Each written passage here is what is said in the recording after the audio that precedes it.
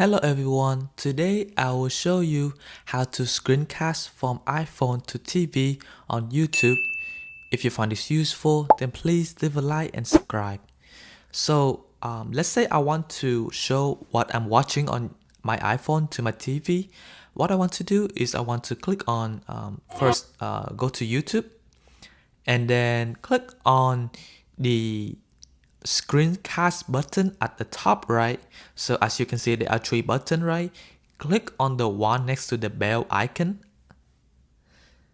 and then it will show me a list of devices that I can screencast to.